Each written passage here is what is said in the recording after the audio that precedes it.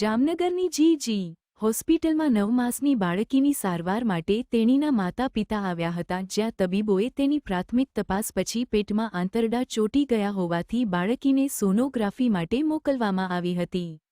આ માટે તેનું ખાવા પીવાનું પણ બંધ કરી દેવામાં આવ્યું હતું, પરંતુ કલાકો સુધી ભૂખી તરસી બાળકીની સોનોગ્રાફી થઈ ન હતી।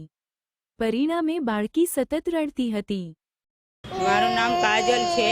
અમે શુક્રવાર રાતુના આવ્યા છે, પણ રાતે તો સોનોગ્રાફી કર્યું તો તમારી છોકરીને એમ કહે છે આતીરા ભેગા થઈ ગયા।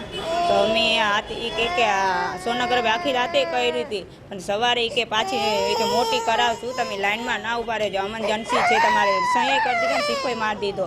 તો અમે ગયા તો ડૉક્ટર અંદર બેઠા હતા, તો એ કે જાઓ 10 વાગે વારો છે। તો અમે 10 વાગે ગયા તો કે 10 વાગે ડૉક્ટર કોઈ પેસેન્જરને અંદર નહોતું, એમ 4 ડૉક્ટર બેઠા હતા ને મારી છોકરી એટલી રડતી હતી તોય નો ધાન ધરી કે જાવ કે બારે બેસે કે બોલાવશું। તો અમે બારે બેઠા, મેં કીધું ભલે બોલાવશે। તો 12 વાગ્યા મારી છોકરી સવારની વાત 9 વાગ્યાની રોવે, 2 વાગ્યાથી મારી છોકરી એક ધારી રોઈ હતી। બહુ તકલીફ હોય તો વધારે તકલીફ મારી છોકરીને થઈ ગઈ હતી। બાળકોના ડૉક્ટર તો ધ્યાન રાખ્યા, સોનોગ્રાફીમાં અમને બહુ હેરાન કર્યા છે સવારની વાત।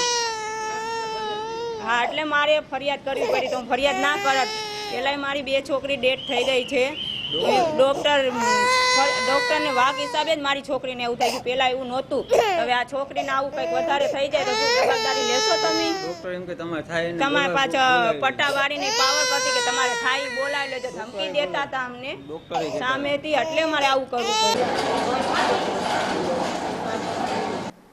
જીજી હોસ્પિટલ જામનગરમાં આ બાળકી જે આવેલી છે એને વારંવાર પેટનો દુખાવો થાય છે, જેની અંદર આંતરડા એકબીજા સાથે ચોંટી જતા હોય છે, જેના માટે એટલે કન્ઝર્વેટિવ લાઇન ઓફ મેનેજમેન્ટ કહેવામાં આવે છે, જેમાં બાટલા ચાલુ હોય, ભૂખ્યા રહેવું પડે અને એ ધીમે ધીમે દવાઓ, પીડા, દુખાવો એ બધું ચાલતા એ ધીમે ધીમે છૂટા પડે છે।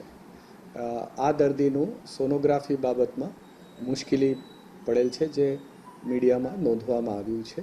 અત્યારે આપણા ત્યાં એ દિવસે જ્યારે ખબર પડતા કે આ એક એમરજન્સી કેસ છે, ત્યારે 7 બાળકો જે મહિનાની આજુબાજુ હતા એમનું સોનોગ્રાફી કરવામાં આવતું હતું, અને આ બાળકનું કેમ કે આ એક એમરજન્સી પીડા જણાવતા તાત્કાલિક કરવામાં આવ્યું, અને એમરજન્સી સારવાર માટે આપણું સોનોગ્રાફી ડિપાર્ટમેન્ટ સજગ છે। જેમ ખબર પડે છે તરત જ સોનોગ્રાફી કરી આપે છે, અને હાલમાં આપણા ત્યાં 4 મશીન કાર્યરત છે।